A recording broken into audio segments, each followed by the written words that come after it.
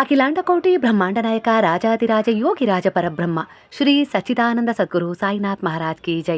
ಓಂ ಶಿರಡಿವಾಸಾಯ ವಿದ್ಮಹೆ ಸಚ್ಚಿದಾನಂದಾಯ ಧೀಮಹಿ ತನ್ನೋ ಸಾಯಿ ಪ್ರಚೋದಯಾತ್. ಓಂ ಸಾಯಿರಾಮ್. ನಮಸ್ತೆ ಸ್ನೇಹಿತರೆ, ಎಲ್ಲರಿಗೂ ವರಮಹಾಲಕ್ಷ್ಮಿಯ ಹಬ್ಬದ ಹಾರ್ದಿಕ ಶುಭಾಶಯಗಳು.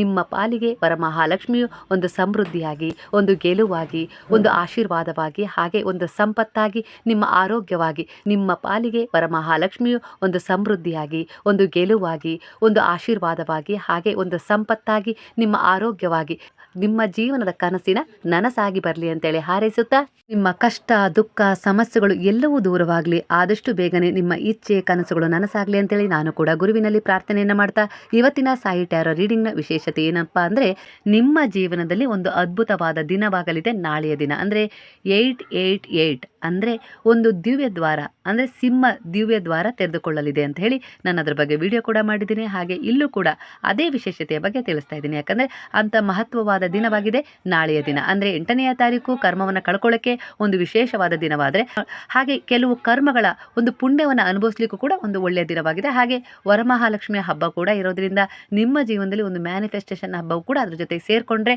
ಒಳ್ಳೆಯ ರೀತಿಯಲ್ಲಿ ನಿಮ್ಮ ಜೀವನದಲ್ಲಿ ಒಂದು ಬ್ಲೆಸ್ಸಿಂಗನ್ನು ನೀವು ಆಕರ್ಷಣೆ ಮಾಡ್ಕೊಳ್ಬೋದು. ಅಂದರೆ ಯಾರೋ ನಿಮಗೆ ಒಂದು ಒಳ್ಳೆಯದಾಗಲಿ ಅಂತೇಳಿ ಬಯಸಿದ್ದಾರೆ, ಅದರಲ್ಲಿ ಏನೋ ಸ್ವಲ್ಪ ಅಡೆತಡೆ ಉಂಟಾಗಿ ನಿಮ್ಮ ಜೀವನದಲ್ಲಿ ಕೆಲವು ಆಶೀರ್ವಾದಗಳು ನಿಮಗೆ ಈ ಸಮಯದಲ್ಲಿ ಸಿಗ್ತಾ ಇರಲಿಲ್ಲ. ಹಾಗಾಗಿ ಅದರಿಂದ ನೀವು ಪಡ್ಕೊಳ್ಬೇಕು ಅನ್ನೋ ವಿಚಾರದಲ್ಲಿ ಸ್ವಲ್ಪ ಬ್ಲಾಕೇಜ್ಗಳಾಗಿದ್ವು, ಅವುಗಳು ರಿಮೂವ್ ಆಗುವಂಥ ದಿನ ನಾಳೆಯ ದಿನ ಅಂತ ಅನ್ಬೋದು. ಅಂದರೆ 8ನೇ ತಾರೀಕು 8ನೇ ತಾರೀಕು ಆಗಿದೆ, 8ನೇ ತಿಂಗಳು ಸಿಕ್ಕಿದೆ.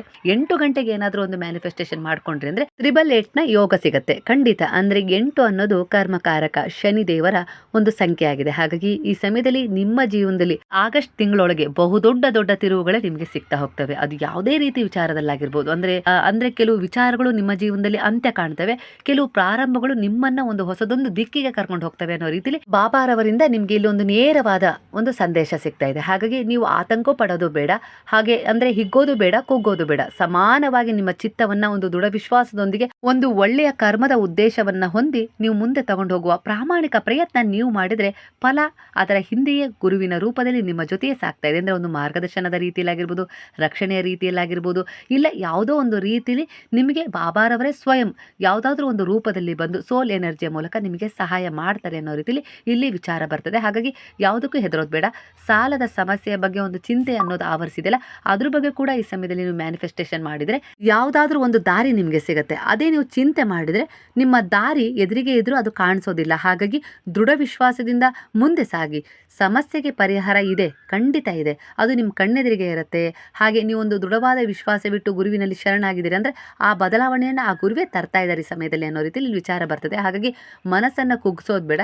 ಇದರಿಂದ ಏನಾಗುತ್ತೆ ಅಂದರೆ ನಿಮ್ಮ ಜೀವನದಲ್ಲಿ ಒಂದು ನಕಾರಾತ್ಮಕತೆ ಅನ್ನೋದು ಆವರಿಸಿ ನಿಮಗೆ ಸಿಗಬೇಕಾಗಿರೋ ಸಹಾಯ ಕೂಡ ಸಿಗೋದಿಲ್ಲ. ಅಡ್ಡಿ ಆತಂಕಗಳಿಂದ ಬ್ಲಾಕೇಜ್ಗಳು ಉಂಟಾಗುತ್ತೆ ಅನ್ನೋ ರೀತಿಯಲ್ಲಿ ಇಲ್ಲಿ ವಿಚಾರ ಬರ್ತದೆ. ಹಾಗಾಗಿ ಕರ್ಮಕಾರಕ ಶನಿಯ ಅನುಗ್ರಹ ಆಶೀರ್ವಾದ ಈ ಸಮಯದಲ್ಲಿ ನಿಮ್ಮ ಮೇಲೆ ನೇರವಾಗಿ ಪರಿಣಾಮ ಬೀರ್ತಾ ಇದೆ. ಹಾಗಾಗಿ ಈ ಸಮಯದಲ್ಲಿ ನಿಮ್ಮ ಕರ್ಮಗಳ ಉದ್ದೇಶ ತುಂಬ ಒಳಿತಿನಿಂದ ಕೂಡಿರಬೇಕು. ಯಾರಿಗೂ ಸಹ ಕೆಟ್ಟದನ್ನು ಬಯಸಬಾರ್ದು, ಕೆಟ್ಟದನ್ನು ಮಾಡುವ ಯೋಜನೆ ಕೂಡ ನಿಮ್ಮ ಮನಸ್ಸಲ್ಲಿ ಸುಳಿಬಾರ್ದು. ಯಾಕಂದ್ರೆ ಈ ಸಮಯದಲ್ಲಿ ಶನಿದೇವರ ಅನುಗ್ರಹ ಆಶೀರ್ವಾದದಿಂದ ನಿಮ್ಮ ಜೀವನದಲ್ಲಿರುವ ಒಂದು ಕೆಟ್ಟ ಕರ್ಮಗಳಾಗಿರ್ಬೋದು, ಕೆಟ್ಟ ಜನರಾಗಿರ್ಬೋದು, ಶತ್ರುಗಳಾಗಿರ್ಬೋದು, ಇಲ್ಲ ಯಾವುದೋ ರೀತಿಯಲ್ಲಿ ಒಂದು ಅಡೆತಡೆ ಆಗಿರ್ಬೋದು, ಕೆಟ್ಟ ದೃಷ್ಟಿ ಆಗಿರ್ಬೋದು, ರಿಮೂವ್ ಆಗುವ ಹಂತದಲ್ಲಿದೆ. ಈ ಸಮಯದಲ್ಲಿ ನಿಮ್ಮ ಮನಸ್ಸಲ್ಲಿ ಯಾರದ್ದಾದ್ರೂ ಬಗ್ಗೆ ಒಂದು ಹಾಗೆ ಆಗಿರ್ಬೋದು, ಅಸೂಯೆ ಆಗಿರ್ಬೋದು, ದ್ವೇಷ ಆಗಿರ್ಬೋದು, ಈ ರೀತಿ ಭಾವನೆಗಳು ಮೂಡಿದರೆ ಅಲ್ಲಿ ಮತ್ತೆ ಕರ್ಮಕಾರಕ ಶನಿ ನಿಮ್ಮ ಒಂದು ಒಳ್ಳೆಯ ಕೆಲಸದಲ್ಲಿ ಅಡೆತಡೆಗಳನ್ನು ತರ್ತಾರೆ. ಹಾಗಾಗಿ ನಿಮ್ಮ ಮನಸ್ಸಲ್ಲಿ ಒಂದು ಒಳ್ಳೆಯ ಉದ್ದೇಶದೊಂದಿಗೆ ನೀವು ಪ್ರಾರ್ಥನೆಯನ್ನು ಮಾಡಬೇಕು. ಯಾರು ಏನು ಮಾಡ್ತಾ ಇದ್ದಾರೋ ಅದ್ರ ಬಗ್ಗೆ ನೀವು ಚಿಂತೆ ಮಾಡೋದು ಬೇಡ. ಭಗವಂತನ ಚಿಂತನೆ ಮಾಡಿ, ನಿಮ್ಮ ಲಕ್ಷ್ಯದ ಕಡೆ ಗಮನ ಕೊಡಿ. ನೀವು ಏನು ಗುರಿ ತಲುಪಬೇಕು ಅಂತ ಇದ್ದೀರಲ್ಲ ಅದರ ಬಗ್ಗೆ ಪ್ರಾಮಾಣಿಕ ಪ್ರಯತ್ನ ಪಡಿ. ನಿಮ್ಮನ್ನು ನೀವು ಒಂದು ದಡ ಸೇರಿಸುವ ಬದಲು ಬೇರೆಯವರ ಬಗ್ಗೆ ನೀವು ಚಿಂತೆ ಮಾಡ್ತಾ ಹೋದರೆ ನಿಮ್ಮನ್ನು ನೀವೊಂದು ಉತ್ತಮವಾದ ದಡ ಸೇರಿಸುವ ಈ ಪ್ರಯತ್ನದಲ್ಲಿ ನೀವು ಆ ಕಡೆ ಈ ಕಡೆ ನೋಡ್ತಾ ಅವ್ರು ಹೀಗಂದ್ರು, ಇವ್ರು ಹೀಗಂತ ಇದ್ದಾರೆ, ಈ ರೀತಿಯಾಗಿದೆ, ಆ ರೀತಿಯಾಗಿದೆ ಅಂತೇಳಿ ನೀವು ಅಂದ್ಕೊಳ್ತಾ ನೀವು ಅಲ್ಲೇ ನಿಂತುಬಿಟ್ರೆ ನಿಮ್ಮ ಜೀವನದ ಗುರಿ ಕೂಡ ನಿಮಗೋಸ್ಕರ ಅಲ್ಲೇ ಕಾಯ್ತಾ ಇರುತ್ತೆ. ಅದು ನಿಮ್ಮ ಮುಂದೆ ಬರಲಿಕ್ಕೆ ಸಾಧ್ಯ ಆಗೋದಿಲ್ಲ, ಅಡೆತಡೆಗಳು ಉಂಟಾಗ್ತವೆ ಈ ರೀತಿಯಾಗಿ. ಹಾಗಾಗಿ ಈ ಸಮಯದಲ್ಲಿ ಶನಿದೇವರ ಅನುಗ್ರಹ ಆಶೀರ್ವಾದದಿಂದ 8 ಸಂಖ್ಯೆಯ ಮೂಲಕ ಜೀವನದಲ್ಲಿ ನಾಳೆ ಒಂದು ಬಹುದೊಡ್ಡ ತಿರುವು ಸಿಗಲಿದೆ, ಒಂದು ಸಂತೋಷ ಸಿಗುತ್ತೆ. ಹಾಗೆ ಕೆಲವು ವಿಚಾರಗಳಲ್ಲಿ ನಿಮಗೆ ದುಃಖ ಕೂಡ ಆಗುತ್ತೆ. ಅಂದರೆ ಕೆಲವರ ಕೆಲವರ ವರ್ತನೆಯಿಂದ ನಿಮಗೆ ಒಂದು ರೀತಿಯ ನೋವಾಗುತ್ತೆ. ಆದರೆ ಆ ನೋವನ್ನು ಒಂದು ಪಾಠವಾಗಿ ತಗೊಳ್ಳಿ. ಅಂದರೆ ಜೀವನದಲ್ಲಿ ನಿಮಗೆ ಒಂದು ಪರಿವರ್ತನೆ ಸಿಗುತ್ತೆ. ಆಗ ನಿಮ್ಮ ಜೀವನದಲ್ಲೂ ನೀವು ಒಂದು ವಿಶೇಷವಾದ ವ್ಯಕ್ತಿತ್ವದೊಂದಿಗೆ ಒಂದು ವಿಶೇಷವಾದ ವ್ಯಕ್ತಿಯಾಗಿ ಬದಲಾಗ್ತೀರಾ. ಹಾಗಾಗಿ ಪ್ರತಿಯೊಂದು ನಿಮ್ಮ ಜೀವನದಲ್ಲಿ ಒಂದು ಪಾಠವಾಗಿ ಇರುತ್ತೆ, ಒಂದು ಪ್ರೇರಣೆಯಾಗಿ ನಿಮಗೆ ಇರುತ್ತೆ. ಹಾಗಾಗಿ ಹೆದರೋದು ಬೇಡ, ಕುಗ್ಗೋದು ಬೇಡ. ಎಲ್ಲವನ್ನು ನೀವು ಸಕಾರಾತ್ಮಕವಾಗಿ ನೋಡಿದರೆ ಖಂಡಿತವಾಗಿಯೂ ನಿಮ್ಮಲ್ಲಿ ಒಂದು ದೈವಿಕ ಶಕ್ತಿಯ ಪ್ರಭಾವ, ಒಂದು ಶೋಭೆ, ಒಂದು ಸಕಾರಾತ್ಮಕ ಊರ್ಜೆಗಳು ಹೆಚ್ಚಾಗ್ತಾ ಹೋಗ್ತವೆ. ಆಗ ಯಾರು ಏನೇ ಮಾಡಬೇಕು ಅಂತೇಳಿ ನಿಮ್ಮ ಬಗ್ಗೆ ಪ್ರಯತ್ನ ಪಟ್ಟರು ಕೂಡ ಅದು ಯಾವುದೂ ಕೂಡ ನಿಮ್ಮ ಬಳಿ ಸುಳಿಲಿಕ್ಕೂ ಕೂಡ ಸಾಧ್ಯವಾಗೋದಿಲ್ಲ ಅನ್ನೋ ರೀತಿಯಲ್ಲಿ ವಿಚಾರ ಬರ್ತಾ ಇದೆ. ಹಾಗಾಗಿ ನಾಳೆಯ ದಿನ ಒಂದು ವಿಶೇಷವಾದ ದಿನ ಅಂತಲೇ ಅಂದ್ಕೊಳ್ಬೋದು. ಅಂದರೆ ನಾಳೆಯ ದಿನ ಸೂರ್ಯ ದೇವರ ಜೊತೆ ಒಂದು ಬಹುದೊಡ್ಡ ನಕ್ಷತ್ರ ಸಂಪರ್ಕಕ್ಕೆ ಬರುತ್ತೆ, ಅಂದರೆ ಸಂಧಿಸುತ್ತೆ. ಹಾಗಾಗಿ ಈ ದಿನ ಆ ನಕ್ಷತ್ರ ಏನಿದೆಯಲ್ಲ ಅದು ನಿಮ್ಮ ಜೀವನದ ಮೇಲೆ ಒಂದು ಅದ್ಭುತವಾದ ಪರಿಣಾಮವನ್ನು ಬೀರುತ್ತೆ. ಅಂದರೆ ನೀವು ಏನು ಕೇಳ್ತಿರೋ ಅದು ನಿಮಗೆ ಸಿಗುತ್ತೆ. ಅಂದರೆ ನಿಮ್ಮ ಕರ್ಮವನ್ನು ರಿಮೂವ್ ಮಾಡ್ಕೊಳ್ಳೋಕ್ಕೆ 8ನೇ ಸಂಖ್ಯೆ ಸಹಾಯ ಮಾಡುತ್ತೆ. ಹಾಗೆ 8ನೆಯ ಸಂಖ್ಯೆ ಅದೇ ಅದೃಷ್ಟವನ್ನು ತಂದುಕೊಡ್ತಾ ಇದೆ. ಅಂದರೆ ನಿಮ್ಮ ಜೀವನದಲ್ಲಿ ನೀವು ಯಾವ ವಿಚಾರದಲ್ಲಿ ಮ್ಯಾನಿಫೆಸ್ಟೇಷನ್ ಮಾಡಿದ್ರೋ, ಒಂದು ನ್ಯಾಯ ಬೇಕು ಅಂತೇಳಿ ಹಂಬಲಿಸ್ತಾ ಇದ್ರು, ಇಲ್ಲ ಒಂದು ಪ್ರೀತಿ ಬೇಕು ಅಂತ ಹೇಳಿ ಬಯಸ್ತಾ ಇದ್ರು, ಇಲ್ಲ ಇನ್ಯಾವುದೇ ರೀತಿ ಒಂದು ಸಂಬಂಧದಲ್ಲಿ ತಿರುವು ಬೇಕು ಅಂತೇಳಿ ಒಂದು ದೃಢವಾದ ಮನಸ್ಸಿನಿಂದ ಒಂದು ಪ್ರಾರ್ಥನೆಯನ್ನು ಮಾಡಿದರೆ ಖಂಡಿತ ನಿಮ್ಮ ಜೀವನದಲ್ಲಿ ಆ ನಕ್ಷತ್ರ, ಸೂರ್ಯನ ಜೊತೆ ನಕ್ಷತ್ರ ಸೇರಿದೆಯಲ್ಲ ಅದರ ಸಕಾರಾತ್ಮಕ ಊರ್ಜೆಗಳು ನಿಮ್ಮ ಮೇಲೆ ನೇರವಾಗಿ ಪರಿಣಾಮ ಬೀರ್ತಾ ಇದೆ. ಈ ಸಮಯದಲ್ಲಿ ಗುರುವಿನ ಬಲ, ರಕ್ಷಣೆ, ಮಾರ್ಗದರ್ಶನ ನಿಮ್ಮ ಜೊತೆ ಇರೋದ್ರಿಂದ ಅದನ್ನು ಪಡ್ಕೊಳ್ಳುವ ಅರ್ಹತೆಯನ್ನು ನೀವು ಹೊಂದಿದ್ದೀರಾ. ಹಾಗಾಗಿ ನೇರವಾಗಿ ನಿಮ್ಮ ಮೇಲೆ ಅದು ಪರಿಣಾಮ ಬೀರ್ತಾ ಇದೆ. ಹಾಗಾಗಿ ಈ ಸಮಯದಲ್ಲಿ ಒಂದು ದೃಢವಾದ ವಿಶ್ವಾಸದೊಂದಿಗೆ ಒಂದು ಸಂಕಲ್ಪ ಮಾಡಿ, ಒಂದು ಪ್ರಾರ್ಥನೆಯನ್ನು ಮಾಡಿ, ಖಂಡಿತ ಅದು ಈಡೇರುತ್ತೆ. ಅಂದರೆ ಈ 8/8 ಪೋರ್ಟಲಲ್ಲಿ ಮೋಕ್ಷ ಸಿಗತ್ತೆ. ಹಾಗೆ ಏನೇ ಪ್ರಾಬ್ಲಮ್ಸ್ಗಳಿದ್ರೂ ಅವು ರಿಮೂವ್ ಆಗ್ತವೆ, ನಿಮ್ಮ ಜೀವನದಿಂದ ಹೊರ ಹೋಗ್ತವೆ. ನಿಮ್ಮ ಜೀವನ ಶೈಲಿಯನ್ನು ವಿಭಿನ್ನವಾದ ರೀತಿಯಲ್ಲಿ ನೀವು ಬದಲಾಯಿಸ್ಕೊಳ್ತೀರಾ. ಖಂಡಿತ ನಿಮ್ಮಲ್ಲಿ ಒಂದು ಚೇತರಿಕೆ ಕಾಣುತ್ತೆ. ಹಾಗೆ ಅನಾರೋಗ್ಯದ ಸಮಸ್ಯೆ ದೂರವಾಗುತ್ತೆ, ನೆಗೆಟಿವ್ ಎನರ್ಜಿಗಳು ದೂರವಾಗ್ತವೆ. ಹಾಗೆ ಪಾಸಿಟಿವ್ ಎನರ್ಜಿಗಳನ್ನು ಬೆಳೆಸ್ಕೊಂಡು ನಿಮ್ಮ ಜೀವನದಲ್ಲಿ ಒಂದು ಉತ್ತಮವಾದ ದಿನಗಳನ್ನು ಕಾಣಲಿಕ್ಕೆ ಎಲ್ಲ ರೀತಿಯಲ್ಲೂ ನಿಮಗೆ ಸಹಾಯ ಸಿಗ್ತಾ ಇದೆ. ಹಾಗಾಗಿ 8/8 ಪೋರ್ಟಲ್ ಇದೆಯಲ್ಲ ಇದು ತುಂಬಾ ಒಂದು ವಿಭಿನ್ನವಾದ ಭವಿಷ್ಯವಾಣಿಯನ್ನು ನಿಮ್ಮ ಬಗ್ಗೆ ನುಡಿತಾ ಇದೆ. ಹಾಗಾಗಿ ಇದ್ರ ಬಗ್ಗೆ ನಿಮಗೆ ನಂಬಿಕೆ ಬೇಕು. ನಂಬಿಕೆ ಇದ್ದಾಗಲೇ ಅದು ನಿಮ್ಮ ಜೀವನದಲ್ಲಿ ಒಂದು ಅದರದ್ದೇ ಆದ ಪರಿಣಾಮವನ್ನು ಬೀರುತ್ತೆ. ಯಾಕಂದರೆ ಇದು ಆಗಸದಲ್ಲಿ ನಡೀತಾ ಇರುವ ಒಂದು ಕ್ರಿಯೆಯಾಗಿದೆ. ಅಂದರೆ ನೇರವಾಗಿ ಅವರ ಸಕಾರಾತ್ಮಕ ಊರ್ಜೆಗಳು ನಿಮ್ಮನ್ನು ಪ್ರವೇಶ ಮಾಡಬೇಕು ಅಂದರೆ ಅದರ ಬಗ್ಗೆ ನಿಮಗೆ ವಿಶ್ವಾಸ ಇರಬೇಕು. ಆಗ ಮಾತ್ರ ಆ ಸೂರ್ಯನ ರೇಖೆಗೆ ಬರುವ ಆ ನಕ್ಷತ್ರ ಇದೆಯಲ್ಲ ಅದರ ಸಂಪೂರ್ಣ ಆಶೀರ್ವಾದ ನಿಮಗೆ ಸಿಗುತ್ತೆ, ಒಂದು ಬ್ಲೆಸ್ಸಿಂಗ್ ರೂಪದಲ್ಲಿ ನಿಮ್ಮ ಇಚ್ಛೆಗಳು ಪೂರ್ಣಗೊಳ್ಳುವ ರೀತಿಯಲ್ಲಿ ಅನ್ನೋ ರೀತಿಯಲ್ಲಿ ವಿಚಾರನೂ ಬರ್ತಾ ಇದೆ. ಹಾಗಾಗಿ ಅಂದರೆ ಇಲ್ಲಿ ಗುರುವಿನ ಮಾರ್ಗದರ್ಶನ ಈ ಸಮಯದಲ್ಲಿ ನಿಮಗೆ ಈ ಸಂದೇಶದ ಬಳಿ ತರ್ತಾ ಇದೆ. ಅಂದರೆ ಈ ಸಮಯದಲ್ಲಿ ನೀವು ಗುರುವನ್ನ ನಂಬಿ ನಡೀತಾ ಇದ್ದೀರಾ, ಅಂದರೆ ಅವರು ನಿಮ್ಮ ಜೀವನಕ್ಕೆ ಏನು ಬೇಕು, ಯಾವ ಸಮಯದಲ್ಲಿ ಯಾವ ರೀತಿಯ ಸಂದೇಶಗಳು ಬೇಕು, ಪರಿವರ್ತನೆಗಳು ಬೇಕು, ರಕ್ಷಣೆ ಬೇಕು, ಎಚ್ಚರಿಕೆ ಬೇಕು, ಎಲ್ಲ ರೀತಿಯಲ್ಲೂ ನಿಮಗೆ ಸಹಾಯ ಮಾಡ್ತಾ ಇದ್ದಾರೆ. ಯಾಕಂದರೆ ಆ ಗುರುವು ತನ್ನ ಶಿಷ್ಯನ ಉತ್ತಮವಾದ ಭವಿಷ್ಯವನ್ನು ನೋಡಬೇಕು ಅಂತೇಳಿ ಈ ಸಮಯದಲ್ಲಿ ಬಯಸ್ತಾ ಇರೋದ್ರಿಂದನೇ ನಿಮ್ಮ ಜೀವನದಲ್ಲಿ ಈ ರೀತಿ ಪರಿವರ್ತನೆಗಳು, ಈ ರೀತಿ ಸಂದೇಶಗಳು, ಈ ರೀತಿ ಪರಿಹಾರಗಳನ್ನು ಮಾಡಿಕೊಳ್ಳುವ ಅವಕಾಶಗಳು ಸಿಗ್ತಾ ಇದ್ದಾವೆ. 8 ಪೋರ್ಟಲ್ ಸಂಖ್ಯೆ ಇದೆಯಲ್ಲ ಇದು ಏನು ಮಾಡುತ್ತೆ ಈ ಸಮಯದಲ್ಲಿ ನಿಮ್ಮನ್ನು ಅಂದರೆ ಇನ್ನೂ ಆಳವಾದ ಪ್ರೊಸೆಸ್ಸಿಗೆ ಕರ್ಕೊಂಡು ಹೋಗುತ್ತೆ. ಅಂದರೆ ನಿಮ್ಮ ಜೀವನದಲ್ಲಿ ಕೆಲವರ ಬಗ್ಗೆ ಆಳವಾಗಿ ತಿಳ್ಕೊಳ್ಳುವಂಥ ಹಂತಕ್ಕೆ ತಗೊಂಡೋಗುತ್ತೆ. ಇಲ್ಲ ನಿಮ್ಮ ಬಗ್ಗೆನೇ ನೀವು ಒಂದು ಆಳವಾಗಿ ತಿಳ್ಕೊಳ್ಬೇಕು, ಇಲ್ಲ ಯಾವುದೋ ಒಂದು ಕೆಲಸ ಮಾಡ್ತಾ ಇದ್ದೀರಂದ್ರೆ ಅದ್ರ ಬಗ್ಗೆ ತಿಳ್ಕೊಳ್ಬೇಕು. ವ್ಯವಹಾರ ಆಗಿರ್ಬೋದು, ಇಲ್ಲ ನಿಮ್ಮವರ ಬಗ್ಗೆ ಆಗಿರ್ಬೋದು, ನಿಮ್ಮ ಸಂಬಂಧಗಳ ಬಗ್ಗೆ ಆಗಿರ್ಬೋದು, ಇಲ್ಲ ಮುಂದುವರಿಸಬೇಕು ಅನ್ನುವ ಸಂಬಂಧಗಳಲ್ಲಾಗಿರ್ಬೋದು, ಕೆಲವು ಆಳವಾದ ಪ್ರೊಸೀಜರ್ಗಳಿಗೆ ನಿಮ್ಮನ್ನು ತಗೊಂಡು ಹೋಗೋದ್ರಿಂದ ಖಂಡಿತ ನಿಮ್ಮ ಜೀವನದಲ್ಲಿ ಅತ್ಯುತ್ತಮವಾದ ಬದಲಾವಣೆಯನ್ನು ಕಂಡುಕೊಳ್ಳೋದ್ರ ಜೊತೆಗೆ ಕೆಲವು ಅನ್ಯಾಯಗಳಾಗಿರ್ಬೋದು, ವಂಚನೆಗಳಾಗಿರ್ಬೋದು, ಮೋಸಗಳಿಂದ, ಕೆಟ್ಟ ಜನರಿಂದ, ಕೆಟ್ಟ ನಕಾರಾತ್ಮಕತೆಯಿಂದ ನೀವು ರಕ್ಷಣೆಗೊಳ್ತೀರಾ. ಅಂದರೆ ಅಂಥವರಿಂದ ನೀವು ರಕ್ಷಿಸಲ್ಪಡ್ತೀರಾ ಅನ್ನೋ ರೀತಿಯಲ್ಲಿ ವಿಚಾರ ಬರ್ತದೆ. ಹಾಗಾಗಿ ಹೆದರೋದು ಬೇಡ. ಜೀವನದಲ್ಲಿ ಎಲ್ಲವನ್ನ ಎದುರಿಸಲೇಬೇಕು, ಆಗಲೇ ಒಂದು ಪರಿವರ್ತನೆ ಅನ್ನೋದು ಸಿಗೋದು. ಹೆದರೋದು ಬೇಡ, ಹೆದರೋದಷ್ಟು ನಿಮ್ಮನ್ನು ಹೆದರಿಸ್ತಾರೆ. ಹಾಗಾಗಿ ಜೀವನದಲ್ಲಿ ನೀವು ಮುಂದುವರಿರಿ. ನಿಮ್ಮದೇ ಆದ ಒಂದು ಆತ್ಮಶಕ್ತಿಯ ಮೂಲಕ ನಿಮ್ಮ ಜೀವನದಲ್ಲಿ ನೀವು ಏನು ಪಡ್ಕೊಳ್ಬೇಕು ಅಂತಿದ್ರೋ ಅದು ನಿಮಗೆ ಧಕ್ಕೆ ತೀರುತ್ತೆ ಅನ್ನೋ ರೀತಿಯಲ್ಲಿ ಇಲ್ಲಿ ವಿಚಾರ ಬರ್ತದೆ. ಹಾಗಾಗಿ ಗುರುಬಲ ಈ ಸಮಯದಲ್ಲಿ ನಿಮ್ಮ ಜೊತೆ ಇದೆ. ಯಾವ ರೀತಿ ಅಂದರೆ ಅವರ ಶರಣದಲ್ಲಿ ನೀವಿದ್ದೀರಾ, ಅವರ ಶರಣದಲ್ಲಿದ್ದವರನ್ನು ಅವರು ಯಾವತ್ತಿಗೂ ಕೈ ಬಿಡೋದಿಲ್ಲ ಅನ್ನೋ ರೀತಿಯಲ್ಲಿ ಬಾಬಾ ಇಲ್ಲಿ ಹೇಳ್ತಿದ್ದಾರೆ. ಹಾಗಾಗಿ ಈ ಸಮಯದಲ್ಲಿ ನೀವೇನು ಅಂದ್ಕೊಂಡಿದ್ರೋ ಆ ಇಚ್ಛೆಗಳು ಪೂರ್ಣಗೊಳ್ತವೆ. ನಾಳೆಯ ದಿನ 8ನೇ ತಾರೀಕಾಗಿರ್ಬೋದು, 9ನೇ ತಾರೀಕಾಗಿರ್ಬೋದು ವಿಶೇಷವಾದ ದಿನ ಆಗಿರೋದ್ರಿಂದ ಒಂದು ದಾನ, ಒಂದು ಧರ್ಮ, ಒಂದು ಸೇವೆ, ಒಂದು ಸರಳವಾದ ಪೂಜೆ ಇರಬೇಕು. ಅದರ ಜೊತೆಗೆ ನಿಮ್ಮ ಭಕ್ತಿಯಲ್ಲಿ ವೈಭವೀಕರಣ ಇರಬೇಕು. ಅಂದರೆ ಪೂಜೆಯಲ್ಲಿ ವೈಭವೀಕರಣ ಅಲ್ಲ, ನಿಮ್ಮ ಭಕ್ತಿ ಅಂದರೆ ಅದು ಎಷ್ಟು ಪರಿಶುದ್ಧವಾಗಿರಬೇಕು ಅಂದರೆ ಅದು ಏನನ್ನಾದರೂ ಆಕರ್ಷಣೆ ಮಾಡ್ಕೊಳ್ಳುವಂಥ ಬಲವನ್ನು ಹೊಂದಿರಬೇಕು. ಎಂತಹ ಕೆಟ್ಟ ಕರ್ಮವನ್ನಾದರೂ ಕಳ್ಕೊಳ್ಳುವಂಥ ಬಲವನ್ನು ಹೊಂದಿರಬೇಕು ಅನ್ನೋ ರೀತಿಯಲ್ಲಿ ವಿಚಾರ ಬರ್ತಾ ಇದೆ. ಈ ಕಾಸ್ಮಿಕ್ ಇವೆಂಟಲ್ಲಿ ಏನು ಆಗತ್ತೆ ಅಂದರೆ ವಿಶೇಷವಾಗಿ ಸ್ನೇಹಿತರೆ, ಅದಕ್ಕಿಂತ ಮೊದಲು ಇದೊಂದು ಜನರಲ್ ರೀಡಿಂಗ್ ಆಗಿರುತ್ತೆ. ಹಾಗೆ ವೈಯಕ್ತಿಕ ರೀಡಿಂಗ್ ಮಾಡೋದಿಲ್ಲ. ಹಾಗೆ ಇದು ಕನೆಕ್ಟಿವ್ ಎನರ್ಜಿಯಲ್ಲಿರುತ್ತೆ. ಯಾವ ಸಮಯದಲ್ಲಿ ನೀವು ಈ ರೀಡಿಂಗ್ನ ನೋಡ್ತಾ ಹೋಗ್ತಿರೋ ಬಾಬಾರವರಲ್ಲಿ ಒಂದು ದೃಢವಾದ ವಿಶ್ವಾಸವಿಟ್ಟು ಅದೇ ರೀತಿ ಪರಿವರ್ತನೆಗಳು ನಿಮ್ಮ ಜೀವನದಲ್ಲಿ ನಿಮ್ಮ ಬಳಿ ಬರ್ತಾ ಹೋಗ್ತವೆ. ಒಂದು ವಿಶೇಷವಾದ ರೂಪಾಂತರಗೊಂಡು ಅನ್ನೋ ರೀತಿಯಲ್ಲಿ ಇಲ್ಲಿ ವಿಚಾರ ಬರ್ತದೆ. ಹಾಗಾಗಿ ನೀವು ಯಾವ ರೀತಿ, ಯಾವ ಸಮಯದಲ್ಲಿ, ಯಾವ ಮನಸ್ಥಿತಿಯೊಂದಿಗೆ ಗುರುವಿನಲ್ಲಿ ಶರಣಾಗಿ ಈ ರೀಡಿಂಗ್ನ ನೋಡ್ತಾ ಹೋಗ್ತಿರೋ ಅದೇ ರೀತಿಯ ವಿಚಾರಗಳು ನಿಮ್ಮ ಜೀವನದಲ್ಲಿ ಜರುಗ್ತಾ ಹೋಗ್ತವೆ, ಪರಿವರ್ತನೆ ಆಗ್ತಾ ಹೋಗ್ತವೆ. ಬ್ಲೆಸ್ಸಿಂಗ್ಗಳನ್ನು ಸ್ವೀಕಾರ ಮಾಡಿ ನಿಮ್ಮ ಜೀವನದಲ್ಲಿ ನೀವು ಮುಂದೆ ಸಾಗ್ತಾ ಹೋಗ್ತೀರಾ.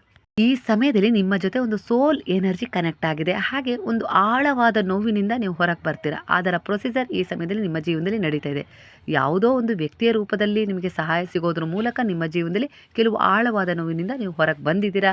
ಹಾಗೆ ಕೆಲವು ಪರಿವರ್ತನೆಗಳು ಕೂಡ ನಿಮ್ಮ ಜೀವನದಲ್ಲಿ ಒಂದು ಆಳವಾದ ನೋವಿನಿಂದ ನಿಮ್ಮನ್ನು ಹೊರಗೆ ತಂದಿದ್ದಾವೆ. ಹಿಂದೆ ನಿಮ್ಮ ಜೀವನದಲ್ಲಿ ತುಂಬಾ ನೋವುಗಳನ್ನು ಅನುಭವಿಸಿದ್ದೀರಾ, ಇಲ್ಲ ಅಂತಲ್ಲ. ಅದು ಯಾವುದಾದ್ರೂ ರೀತಿಯಲ್ಲಿ ನೋವುಗಳು, ಅವರವರ ನೋವುಗಳು ಅವರವರನ್ನೇ ಅವಲಂಬಿಸಿರ್ತವೆ. ಅದೇ ರೀತಿ ನಿಮ್ಮ ನೋವುಗಳು ಈ ಸಮಯದಲ್ಲಿ ನಿಮ್ಮನ್ನೇ ಅವಲಂಬಿಸಿದೆ. ನಿಮ್ಮ ಮನಸ್ಸಿನಲ್ಲಿ ಆಳವಾದ ನೆನಪಿನೊಂದಿಗೆ ಹುದುಗಿವೆ.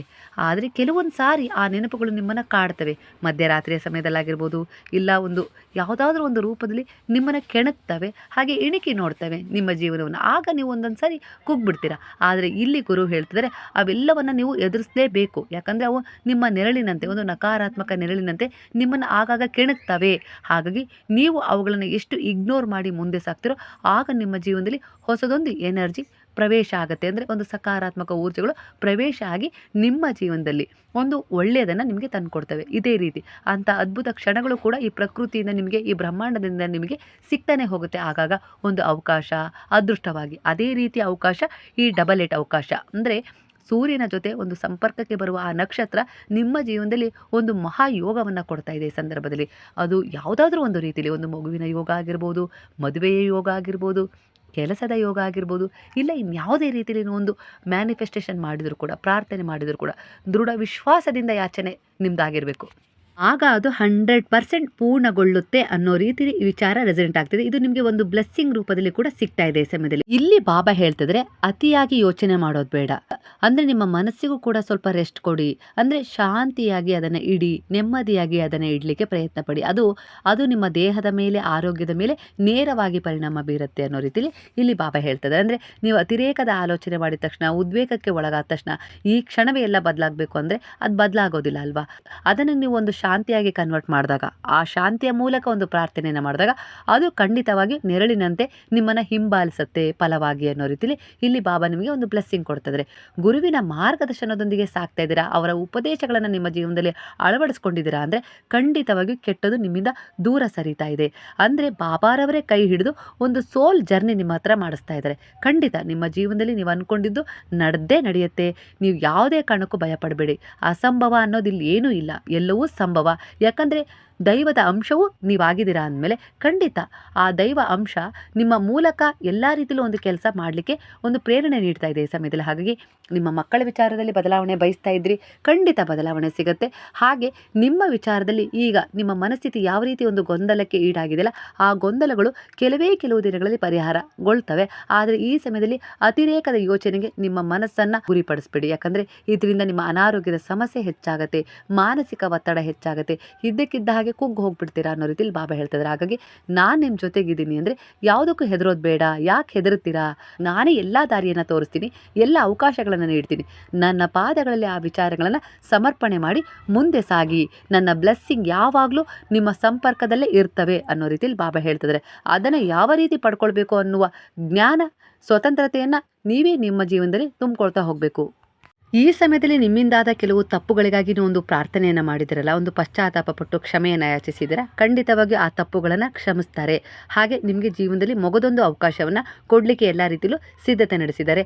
ನೀವು ಇನ್ನೂ ಪ್ರಾಮಾಣಿಕವಾಗಿ ಮ್ಯಾನಿಫೆಸ್ಟೇಷನ್ ಮಾಡಬೇಕು. ಅಂದರೆ ಆ ಮ್ಯಾನಿಫೆಸ್ಟೇಷನ್ ಅಂದರೆ ಒಂದು ಸಂಕಲ್ಪ ಆಗಿರ್ಬೋದು, ಪ್ರಾರ್ಥನೆ ಆಗಿರ್ಬೋದು, ಅದರ ಮೇಲೆ ನಿಮ್ಮ ವಿಶ್ವಾಸ ದೃಢವಾಗ್ತಾ ಹೋದಷ್ಟು ನಿಮ್ಮ ಜೀವನದಲ್ಲಿ ಪರಿವರ್ತನೆಗಳು ಅವಕಾಶಗಳ ರೂಪದಲ್ಲಿ, ಆ ಅವಕಾಶಗಳು ಅದೃಷ್ಟದ ರೂಪದಲ್ಲಿ ನಿಮ್ಮ ಜೀವನವನ್ನು ತುಂಬುತ್ತವೆ ಅನ್ನೋ ರೀತಿಯಲ್ಲಿ ಬಾಬಾ ಹೇಳ್ತಿದ್ದಾರೆ. ಹಾಗಾಗಿ ನಿಮ್ಮ ಜೀವನದಲ್ಲಿ ಅನೇಕ ರೀತಿಯ ಸಮಸ್ಯೆಗಳಿಂದ ನೀವು ಹೊರಗೆ ಬರಲಿಕ್ಕೆ ಒಂದು ದಾರಿ ನಿಮಗೆ ತೆರೆದುಕೊಳ್ತಾ ಇದೆ. ಇಲ್ಲಿ ಬಾಬಾ ಹೇಳ್ತಿದ್ದಾರೆ, ನೀವು ಒಂಟಿಯಲ್ಲ, ಯಾವುದೇ ಕಾರಣಕ್ಕೂ ನೀವು ಒಂಟಿಯಲ್ಲ. ಯಾರೋ ನಿಮ್ಮನ್ನು ವಂಚಿಸಿದ್ರು, ಮೋಸ ಮಾಡಿದ್ರು, ಬಿಟ್ಟೋದ್ರು, ಈ ರೀತಿ ವಿಚಾರಗಳನ್ನೇ ತಲೆಯಲ್ಲಿ ತುಂಬಿಕೊಂಡು ಒಂಟಿತನದ ಫೀಲ್ ಮಾಡಬೇಡಿ. ಆದದ್ದು ಆಗಿ ಹೋಯಿತು. ಅಂದರೆ ನೀವು ತುಂಬ ಪ್ರೀತಿ ಮಾಡ್ತಾ ಇರೋರು ನಿಮ್ಮನ್ನು ಅಗಲಿರ್ಬೋದು, ಇಲ್ಲ ನಿಮ್ಮ ಜೀವನದಲ್ಲಿ ಕೆಟ್ಟವರು ನಿಮ್ಮನ್ನು ಅಗಲಿರ್ಬೋದು ವಂಚನೆ ಮಾಡಿ. ಎಲ್ಲವೂ ಒಂದು ಪಾಠವಾಗಿದೆ. ಆ ಪ್ರೀತಿಯ ನೆನಪು ನಿಮ್ಮ ಜೀವನದಲ್ಲಿ ಮುಂದೆ ಹೋಗಲಿಕ್ಕೆ ಒಂದು ಪ್ರೇರಣೆ ನೀಡಿದರೆ, ಕೆಲವರ ವಂಚನೆ ನಿಮ್ಮ ಜೀವನದಲ್ಲಿ ಒಂದು ರೀತಿಯ ಪಾಠವಾಗಿ ಅದು ಪ್ರೇರಣೆ ನೀಡುತ್ತೆ. ಕೆಲವು ತಪ್ಪು ನಿರ್ಧಾರಗಳನ್ನು ತಗೊಳ್ಬಾರ್ದು ದುಡುಕಿ ಅನ್ನೋ ರೀತಿಯಲ್ಲಿ ನಿಮಗೆ ಒಂದು ಮಾರ್ಗದರ್ಶನ, ಉದಾಹರಣೆಯಾಗಿ ಅದು ನಿಮ್ಮ ಜೀವನದುದ್ದಕ್ಕೂ ಸಾಗತ್ತೆ. ಹಾಗಾಗಿ ಹೆದರೋದು ಬೇಡ. ಈಗಿನ ಸಮಯದಲ್ಲಿ ಯಾರೋ ಏನೋ ಹೇಳಿದರು ಅಂತ ನಿಮ್ಮ ಮನಸ್ಥಿತಿಯನ್ನು ಗೊಂದಲಕ್ಕೆ ಜಾರಿಸೋದು ಬೇಡ. ಎಲ್ಲ ರೀತಿಯಲ್ಲೂ ನಿಮ್ಮ ಜೀವನದಲ್ಲಿ ಒಂದು ದುರ್ಬಲತೆ ಅನ್ನೋದು ಅಳಿತಾ ಇದೆ, ಒಂದು ಸಫಲತೆ ಕಾಣುವ ಸಮಯ ಇದಾಗಿದೆ ಅನ್ನೋ ರೀತಿಯಲ್ಲಿ ಇಲ್ಲಿ ವಿಚಾರ ಬರ್ತದೆ. ಅಂದರೆ ಯಾವುದೋ ಒಂದು ವ್ಯವಹಾರವನ್ನು ಶುರು ಮಾಡಿದರೆ ಅದರಲ್ಲಿ ಯಾವುದೇ ರೀತಿ ಆತಂಕ ಬೇಡ. ಮೊದಲಿಗೆ ಸೊನ್ನೆಯಿಂದನೇ ಎಲ್ಲದು ಶುರುವಾಗೋದು. ಹಾಗಾಗಿ ಆತಂಕ ಬೇಡ. ಅದನ್ನು ಸಂಖ್ಯೆಯಾಗಿ ಬದಲಿಸ್ತೀನಿ ನಾನು. ಹಾಗಾಗಿ ಎಲ್ಲವನ್ನ ನನ್ನ ಪಾದಗಳಲ್ಲಿ ಸಮರ್ಪಣೆ ಮಾಡು. ನನ್ನ ಹೆಸರಲ್ಲಿ ಯಾವುದೇ ರೀತಿ ಒಂದು ಕೆಲಸವನ್ನು ಮಾಡ್ತಾ ಇದ್ದೀರಾ ಅಂದರೆ ಖಂಡಿತವಾಗಿಯೂ ಅದರಲ್ಲಿ ಪರಿಪೂರ್ಣತೆಯ ಒಂದು ಪರಿವರ್ತನೆಯನ್ನು ನಾನು ತಂದುಕೊಡ್ತೀನಿ. ಯಾವುದೇ ರೀತಿ ನೀವು ಸೋಲನ್ನು ಒಪ್ಕೊಳ್ಳೋ ಅವಶ್ಯಕತೆ ಇಲ್ಲ. ನಾನು ನಿಮ್ಮ ಜೊತೆ ಸದಾ ಇದ್ದೀನಿ ಅನ್ನೋ ರೀತಿಯಲ್ಲಿ ಬಾಬಾ ನಿಮಗೆ ಹೇಳ್ತಿದ್ದಾರೆ. ಹಾಗಾಗಿ ಕೆಲವು ಜನರನ್ನು ಈ ಸಮಯದಲ್ಲಿ ನೀವು ಇಗ್ನೋರ್ ಮಾಡಲೇಬೇಕು. ಇಲ್ಲ ಅಂದರೆ ಅವರಿಂದ ಬಹಳವಾಗಿ ನಿಮ್ಮ ಜೀವನದಲ್ಲಿ ತೊಂದರೆ ಆಗುತ್ತೆ. ಅಂದರೆ ಮುಂದೆ ಮರ್ಯಾದೆ ಕಳ್ಕೊಳ್ಳುವಂಥ ಸಂದರ್ಭ ಬರ್ಬೋದು, ಇಲ್ಲ ಅಂದರೆ ಇನ್ನೂ ಅತಿರೇಕಕ್ಕೆ ಹೋಗುವ ಸಂದರ್ಭ ಬರ್ಬೋದು. ಹಾಗಾಗಿ ಅವರನ್ನು ಈಗ ನೀವು ನಿಮ್ಮ ಜೀವನದಲ್ಲಿ ಸ್ವಲ್ಪವಾಗಿ ಹಿಂದಕ್ಕೆ ಸರಿಸ್ತಾ ಬನ್ನಿ, ಇಲ್ಲ ನೀವೇ ಹಿಂದಕ್ಕೆ ಸರಿತಾ ಹೋಗಿ. ಅಂದರೆ ಅದು ಅವ್ರಿಗೆ ಗೊತ್ತಾಗಬಾರ್ದು. ಅಂದರೆ ನೀವು ಅವರಿಂದ ತುಂಬಾ ಹಿಂದೆ ಸರಿತಾ ಹೋಗಬೇಕು. ಹಾಗೆ ಇಲ್ಲಿ ಬಾಬಾ ಹೇಳ್ತಿದ್ರೆ, ನೀವು ನಾಳೆ ಆಗಿರ್ಬೋದು, ನಾಡಿದ್ದಾಗಿರ್ಬೋದು, ಒಂದು 8 ಅಧ್ಯಾಯ ಸಾಯಿ ಸಚ್ಚರಿತ್ರೆಯನ್ನು ಪಾರಾಯಣ ಮಾಡಿ, ಇಲ್ಲ 8ನೇ ಅಧ್ಯಾಯ 9ನೇ ಅಧ್ಯಾಯ ಸಾಯಿ ಸಚ್ಚರಿತ್ರೆ ಪಾರಾಯಣವನ್ನು ಮಾಡಿ. ಅದು ನಿಮ್ಮ ಜೀವನಕ್ಕೆ ಒಂದು ಬೆಳಕನ್ನು ತುಂಬುತ್ತೆ. ಯಾಕಂದರೆ ಸಾಯಿ ಸಚ್ಚರಿತ್ರೆಯ ಪ್ರತಿ ಅಕ್ಷರವೂ ನನ್ನ ಜೀವಂತ ಉಪಸ್ಥಿತಿಯಾಗಿದೆ. ನಾನು ಅದರ ಮೂಲಕ ನಿಮ್ಮನ್ನು ಎಲ್ಲ ರೀತಿಯಲ್ಲೂ ಹೀಲ್ ಮಾಡ್ತೀನಿ ಅಂತ ಹೇಳ್ತಿದ್ದಾರೆ. ಅಂದರೆ ಗುಣಪಡಿಸ್ತೀನಿ ಅಂತ ಹೇಳ್ತಿದ್ದಾರೆ. ಹಾಗಾಗಿ ಶ್ರದ್ಧೆಯಿಂದ ನಾಳೆ 8ನೇ ಅಧ್ಯಾಯವನ್ನು ಓದಿ, ಹುಣ್ಣಿಮೆ ದಿನ 9ನೇ ಅಧ್ಯಾಯವನ್ನು ಓದಿ. ನಿಮ್ಮ ಜೀವನದಲ್ಲಿರುವ ಕತ್ತಲೆಯನ್ನು ಬಾಬಾ ಸಂಪೂರ್ಣವಾಗಿ ಹೀಲ್ ಮಾಡ್ತಾರೆ. ಅನಾರೋಗ್ಯದ ಸಮಸ್ಯೆ ಆಗಿರ್ಬೋದು, ಇನ್ಯಾವುದೇ ರೀತಿ ಒಂದು ದೃಷ್ಟಿ ದೋಷ ಆಗಿರ್ಬೋದು, ಇಲ್ಲ ನಿಮ್ಮ ವೈಯಕ್ತಿಕ ಜೀವನದಲ್ಲಿ ಸಂಬಂಧಗಳಲ್ಲಿ ದೋಷ ಆಗಿರ್ಬೋದು, ಆ ಎಲ್ಲ ದೋಷಗಳನ್ನು ನಿವಾರಣೆ ಮಾಡಿ ನಿಮ್ಮ ಜೀವನದಲ್ಲಿ ನೀವು ಏನು ಬಯಸ್ತಾ ಇದ್ದೀರಲ್ಲ ಆ ಸಮೃದ್ಧಿಯನ್ನು ಇರ್ಬೋದು, ಆ ಆರೋಗ್ಯವನ್ನಾಗಿರ್ಬೋದು, ಆ ಫಲವನ್ನಾಗಿರ್ಬೋದು ತುಂಬಿಸ್ತೀನಿ ಅನ್ನೋ ರೀತಿಯಲ್ಲಿ ಬಾಬಾ ಹೇಳ್ತಿದ್ದಾರೆ. ಹಾಗಾಗಿ ಕೆಲವೊಂದು ಸಾರಿ ಮರೀಚಿಕೆಯ ಹಿಂದೆ ಓಡಬೇಡಿ. ಯಾರೋ ಏನೋ ಆಸೆ ತೋರಿಸಿದ್ರು ಅಂದರೆ ಆಚಾರಗಳ ಹಿಂದೆ ಓಡೋದು ತಪ್ಪು. ನಿಮ್ಮ ಆತ್ಮಸಾಕ್ಷಿ ನಿಮಗೆ ಯಾವ ರೀತಿ ಪ್ರೇರಣೆ ನೀಡುತ್ತೋ, ಹಾಗೆ ಯಾವ ರೀತಿ ಎಚ್ಚರಿಕೆಯನ್ನು ನೀಡುತ್ತೋ ಅದರ ಬಗ್ಗೆ ಗಮನ ಕೊಡಿ. ಯಾರೋ 3ನೇ ವ್ಯಕ್ತಿ ಬಂದು ನಿಮ್ಮ ಜೀವನದಲ್ಲಿ ಹಾಗೆ ಮಾಡೋಣ, ಹೀಗೆ ಮಾಡೋಣ, ಹೀಗೆ ಹೋಗ್ರಿ, ಹಾಗೋಗ್ರಿ ಅಂತ ಹೇಳಿದ್ರು ಅಂದರೆ ಅದ್ರ ಬಗ್ಗೆ ನೀವು ಹೆಚ್ಚಿನ ಗಮನ ಕೊಟ್ಬಿಟ್ರಿ ಅಂದರೆ ನಿಮ್ಮ ಜೀವನದಲ್ಲಿ ಅದು ನಿಮ್ಮನ್ನು ಒಂದು ರೀತಿಯ ಸಮಸ್ಯೆಗೆ ಸಿಲುಕಿ ಹಾಕಿಸುತ್ತೆ ಅನ್ನೋ ರೀತಿಯಲ್ಲಿ ಇಲ್ಲಿ ವಿಚಾರ ಬರ್ತದೆ. ಹಾಗಾಗಿ ಬಾಬಾ ಹೇಳ್ತಿದ್ರೆ, ನಾನು ನಿನ್ನ ಜೊತೆಗಿದ್ದೀನಿ, ನನ್ನ ಮೇಲೆ ಪರಿಪೂರ್ಣವಾಗಿ ಭರವಸೆ ಇಡು. ನಾನು ಕನಸಿನ ಮೂಲಕ ಆಗಿರ್ಬೋದು, ಇನ್ಯಾವುದೇ ರೀತಿ ಒಂದು ಸೋಲ್ ಎನರ್ಜಿಯ ಮೂಲಕ ಆಗಿರ್ಬೋದು, ನಿಮ್ಮ ಸಂಪರ್ಕಕ್ಕೆ ಆಗಾಗ ಬರ್ತಾನೆ ಇರ್ತೀನಿ, ಒಂದು ಆತ್ಮಸಾಕ್ಷಿಯ ಮೂಲಕ ಆಗಿರ್ಬೋದು. ಹಾಗಾಗಿ ನೀವು ಯಾರದ್ದೋ 3ನೇ ವ್ಯಕ್ತಿಯ ಮಾತನ್ನು ಕೇಳೋದಕ್ಕಿಂತ ಮೊದಲು ನನ್ನಲ್ಲಿ ಆ ವಿಚಾರವನ್ನು ಸಮರ್ಪಣೆ ಮಾಡಿ ಮುಂದೆ ಹೋಗೋದ್ರಿಂದ ಅದರಲ್ಲಿರುವ ಆತಂಕಗಳಾಗಿರ್ಬೋದು, ದೋಷಗಳಾಗಿರ್ಬೋದು, ಅವೆಲ್ಲವನ್ನು ನಾನು ಹೀಲ್ ಮಾಡ್ತೀನಿ.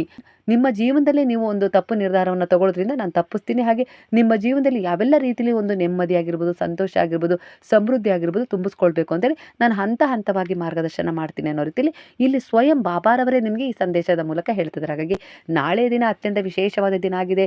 ನೀವು ಯಾವುದೇ ರೀತಿ ಒಂದು ಮ್ಯಾನಿಫೆಸ್ಟೇಷನ್ ಮಾಡಿದರೂ ಕೂಡ ಅದು ನಿಮ್ಮ ಜೀವನದಲ್ಲಿ ತುಂಬಾ ಪರಿಣಾಮಕಾರಿಯಾದ ರಿಸಲ್ಟ್ ಕೊಡುತ್ತೆ. ಹಾಗಾಗಿ ದೃಢ ವಿಶ್ವಾಸ ಇಟ್ಟು ಮಾಡಿ.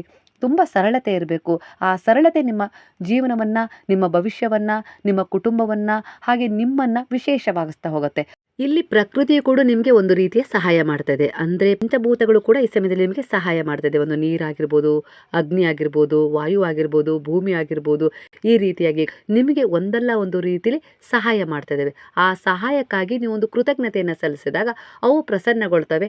ನಿಮ್ಮ ಜೀವನದಲ್ಲಿ ವ್ಯತಿರಿಕ್ತ ಪರಿಣಾಮ ಬೀರೋದಿಲ್ಲ. ಅಂದರೆ ಕೆಲವು ಸಮಸ್ಯೆಗಳು ಎದುರಾಗೋದಿಲ್ಲ. ಯಾಕಂದರೆ ಅವುಗಳು ಎದುರಾಗಬೇಕು ಅಂದರೆ ಆ ಪಂಚಭೂತಗಳ ಶಕ್ತಿಯನ್ನು ತಡೆ ಹಿಡಿದು ಬರಬೇಕಾಗತ್ತೆ. ಇಲ್ಲಿ ಪಂಚಭೂತಗಳ ಶಕ್ತಿ ನಿಮ್ಮನ್ನು ಈ ಸಮಯದಲ್ಲಿ ಪ್ರೊಟೆಕ್ಟ್ ಮಾಡ್ತದೆ. ಹಾಗಾಗಿ ಅವುಗಳಿಗೆ ಒಂದು ಕೃತಜ್ಞತೆಯನ್ನು ಸಲ್ಲಿಸಿ, ಪ್ರಕೃತಿಗೆ ಒಂದು ಕೃತಜ್ಞತೆಯನ್ನು ಸಲ್ಲಿಸಿ ಅನ್ನೋ ರೀತಿಯಲ್ಲಿ ಇಲ್ಲಿ ವಿಚಾರ ಬರ್ತದೆ. ಅಂದರೆ ನೀವು ನಡೆದಾಡುವ ಭೂಮಿಗೂ ಕೂಡ ಒಂದು ಕೃತಜ್ಞತೆಯನ್ನು ನೀವು ಸಲ್ಲಿಸಬೇಕು. ಅಂದರೆ ಎಲ್ಲವೂ ಕೂಡ ಒಂದು ಕರ್ಮದ ಫಲವನ್ನೇ ನೀವು ನಿಮ್ಮ ಜೀವನದಲ್ಲಾಗಿರ್ಬೋದು, ನಿಮ್ಮ ಭವಿಷ್ಯದಲ್ಲಾಗಿರ್ಬೋದು, ನಿಮ್ಮ ಮುಂದಿನ ಜೀವನದಲ್ಲಾಗಿರ್ಬೋದು, ಜನ್ಮದಲ್ಲಾಗಿರ್ಬೋದು ತುಂಬಿಸ್ಕೊಳ್ತಾ ಹೋಗ್ತೀರಾ. ಹಾಗಾಗಿ ನಿಮಗೆ ಇಲ್ಲಿ ಸಿಗುವ ಪ್ರತಿಯೊಂದು ವಿಚಾರಕ್ಕೂ ನಿಮ್ಮಲ್ಲಿ ಒಂದು ಕೃತಜ್ಞತಾ ಭಾವ ಇರಬೇಕು. ಆ ಕೃತಜ್ಞತೆ ನಿಮ್ಮನ್ನು ಉನ್ನತವಾದ ಮಟ್ಟದಲ್ಲಿಡತ್ತೆ, ವಿಶೇಷವಾಗಿಸುತ್ತೆ. ಹಾಗೆ ನಿಮ್ಮ ಜೀವನದಲ್ಲಿ ನಿಮ್ಮ ಕನಸುಗಳು ನನಸಾಗಲಿಕ್ಕೆ ಸಹಾಯ ಮಾಡುತ್ತೆ ಅನ್ನೋ ರೀತಿಯಲ್ಲಿ ಇಲ್ಲಿ ವಿಚಾರ ಬರ್ತದೆ. ಹಾಗಾಗಿ ಕೆಲವರ ಬಗ್ಗೆ ನೀವು ಬಹಳನೇ ಒಂದು ಫೀಲ್ ಮಾಡ್ಕೊಳ್ತಾ ಇದ್ದಾರೆ ಈ ವಿಚಾರದಲ್ಲಿ. ಅವರು ಹೀಗಂದ್ಬಿಟ್ರು, ಹಾಗಂದ್ಬಿಟ್ರು, ಛೇ ಏನು ಮಾಡೋದು ಅಂತೇಳಿ ಅಂದ್ಕೊಂಡಿದ್ದೀರ ಅವೆಲ್ಲವನ್ನು ನೀವು ಇಗ್ನೋರ್ ಮಾಡಿ ನೀವು ಜೀವನದಲ್ಲಿ ಏನು ಸಾಧನೆ ಮಾಡಬೇಕು ಅಂತಿದ್ದೀರಲ್ಲ ಅದ್ರ ಕಡೆ ಈ ಸಮಯದಲ್ಲಿ ಮುಂದುವರಿಯೋದೇ ಬೆಟರ್ ಅನ್ನೋ ರೀತಿಯಲ್ಲಿ ಇಲ್ಲಿ ಬರ್ತದೆ. ಇಲ್ಲಾಂದರೆ ನೀವೇನು ಅಂದ್ಕೊಂಡಿದ್ದೀರೋ ಅದನ್ನು ಹೋಗಿ ಮುಟ್ಟೋದ್ರಲ್ಲಿ ಸ್ವಲ್ಪ ವಿಳಂಬ ಆಗಿಬಿಡತ್ತೆ. ಅಂದರೆ ಈ ಸಮಯ ಬಹಳ ಒಳ್ಳೆಯ ಸಮಯ ಆಗಿದೆ. ಈ ರೀತಿ ಯಾರೋ ಏನೋ ಅಂದರು ಅಂತೇಳಿ ಆ ವಿಚಾರಗಳಲ್ಲಿ ನೀವು ಚಿಂತೆ ಮಾಡ್ತಾ ಕೂತ್ಕೊಂಡು ಈಗ ಸಿಕ್ಕಿರುವ ಒಂದು ಒಳ್ಳೆಯ ಸಮಯವನ್ನು ನೀವು ಮುಂದೆ ತಳ್ಕೊಳ್ತೀರಾ. ಏನು ನಿಮಗೆ ಸಿಗಬೇಕೋ ಅದು ಡಿಸರ್ವ್ ಆಗಿದೆ. ಆದರೆ ಅದನ್ನು ತಡೆ ಹಿಡಿತಾ ಇದೆ ಕೆಲವು ವಿಚಾರಗಳು. ಅವುಗಳನ್ನು ಇಗ್ನೋರ್ ಮಾಡಿ ನಿಮ್ಮ ಜೀವನದಲ್ಲಿ ನೀವೇನು ಬಯಸಿದಿರೋ ಅದನ್ನು ಹೋಗಿ ಪಡ್ಕೊಳ್ಳಿ. ಈ ಸಮಯ ಅದನ್ನು ಪಡ್ಕೊಳ್ಳೋಕ್ಕೆ ಒಂದು ಒಳ್ಳೆಯ ಸಮಯ ಆಗಿದೆ. ಅದರ ಕಡೆ ಗಮನ ಕೊಡಿ ಅಂತ ಇಲ್ಲಿ ಬಾಬಾ ಹೇಳ್ತಿದ್ರು. ಹಾಗಾಗಿ ನಿಮ್ಮ ಜೀವನದಲ್ಲಿ ಒಂದು ಪರಿಪೂರ್ಣವಾಗಿ ಯಾವ ರೀತಿ ಸಹಾಯವನ್ನು ಯಾರಿಂದ ಬಯಸ್ತಾ ಇದ್ರೋ ಅವರಿಂದ ನಿಮಗೆ ನೇರವಾಗಿ ಸಹಾಯ ಸಿಗುತ್ತೆ. ಬಹಳ ವರ್ಷಗಳಿಂದ ಪ್ರಯತ್ನ ಪಟ್ಟಿದ್ದೀರಾ ನ್ಯಾಯಕ್ಕಾಗಿ, ನ್ಯಾಯ ಸಿಗಲೇಬೇಕು ಅಂತೇಳಿ ಹೋರಾಟ ಮಾಡ್ತಿದ್ದೀರಾ, ಪ್ರಾರ್ಥನೆ ಮಾಡ್ತಿದ್ದೀರಾ, ಗುರುವಿನಲ್ಲಿ ಆ ವಿಚಾರವನ್ನು ಸಮರ್ಪಣೆ ಮಾಡಿ ಒಂದು ಜಾತಕ ಪಕ್ಷಿಯ ಥರ ಕಾಯ್ತಾ ಇದ್ದಾರೆ. ಖಂಡಿತ ಇದೆ, ಯಾಕಂದರೆ ಆ ನ್ಯಾಯವನ್ನು ಸ್ವಯಂ ಗುರುವು ಕೊಡಿಸ್ಲಿಕ್ಕೆ ಎಲ್ಲ ರೀತಿಯಲ್ಲೂ ಸಿದ್ಧತೆ ನಡೆಸಿದ್ದಾರೆ. ಹಾಗಾಗಿ ಈ ಸಮಯದಲ್ಲಿ ನಿಮಗೆ ನ್ಯಾಯ ಸಿಕ್ಕೇ ಸಿಗುತ್ತೆ. ಯಾಕಂದರೆ ಡಬಲ್ ಎಂಟರ ಪೋರ್ಟಲ್ ಏನು ಈ ಸಿಂಹದ್ವಾರ ತೆರೀತಾ ಇದೆಯಲ್ಲ, ಈ ಸಮಯದಲ್ಲಿ ನೀವು ಮಾಡ್ತಾ ಇರುವ ಒಂದು ಮ್ಯಾನಿಫೆಸ್ಟೇಷನ್ ಏನೇನಿದೆಯಲ್ಲ ಅದು ಆ ಕರ್ಮಕಾರಕ ಶನಿದೇವರು ಕೂಡ ನಿಮ್ಮ ಬಗ್ಗೆ ಪ್ರಸನ್ನಗೊಳ್ಳುವಂತೆ ಮಾಡಿದೆ. ಹಾಗಾಗಿ ನೀವು ನಾಳೆ ನಾಡಿದ್ದು ಮಾಡುವ ಒಂದು ದಾನ ಧರ್ಮದ ಸೇವೆ ಆಗಿರ್ಬೋದು, ಒಂದು ಒಳ್ಳೆಯ ಒಂದು ಸಂಕಲ್ಪದ ಉದ್ದೇಶ ಆಗಿರ್ಬೋದು, ಹಾಗೆ ಒಂದು ನಾಮಸ್ಮರಣೆ ಆಗಿರ್ಬೋದು ನಿಮ್ಮನ್ನು ಕೈ ಹಿಡಿಯುತ್ತೆ. ಖಂಡಿತ ಆ ಕರ್ಮಕಾರಕ ಶನಿದೇವರ ಅನುಗ್ರಹ ಈ ಸಮಯದಲ್ಲಿ ನಿಮ್ಮ ಜೊತೆ ಇರೋದ್ರಿಂದ ನಿಮಗೆ ನ್ಯಾಯ ಸಿಕ್ಕೇ ಸಿಗುತ್ತೆ. ನಿಮ್ಮದು ಏನಿದೆಯೋ ಅದು ನಿಮಗೆ ದಕ್ಕತ್ತೆ. ಅಂದರೆ ಬಹಳ ವರ್ಷಗಳಿಂದ ಒಂದು ಕೋರ್ಟು ಕಚೇರಿಯಲ್ಲಿ ಇರುವ ಒಂದು ನ್ಯಾಯ ಒಂದು ಸಂಪತ್ತಾಗಿ ಖಂಡಿತ ನಿಮ್ಮ ಅಭಿವೃದ್ಧಿಯನ್ನು ಮಾಡುತ್ತೆ. ಹಾಗೆ ಬಹಳ ವರ್ಷಗಳಿಂದ ಒಂದು ಗೌರವ ಸಿಗಬೇಕು, ಒಂದು ಒಳ್ಳೆಯ ಸ್ಥಾನಮಾನ ಸಿಗಬೇಕು, ಅದು ನಮ್ಮದೇ ಆಗಿದೆ. ಜನರ ಒಂದು ಕುತಂತ್ರತೆಯಿಂದ ಅವರಿಗೇನೂ ಅದರಲ್ಲಿ ಲಾಭ ಸಿಗೋದಿಲ್ಲ ಅನ್ನೋ ಒಂದೇ ಒಂದು ಕಾರಣಕ್ಕೆ ನಿಮ್ಮನ್ನು ಹಿಂದೆ ತಳ್ತಾ ಇದ್ದಾರೆ ಅನ್ನೋದ ವಿಚಾರ ಇದೆಯಲ್ಲ, ಆ ವಿಚಾರ ಕೊನೆಗೊಳ್ಳುತ್ತೆ. ಖಂಡಿತ ನಿಮ್ಮ ಕಾಯುವಿಕೆ ಕೊನೆಗೊಳ್ಳುತ್ತೆ. ನ್ಯಾಯ ನಿಮ್ಮ ಪರವಾಗೇ ಇದೆ.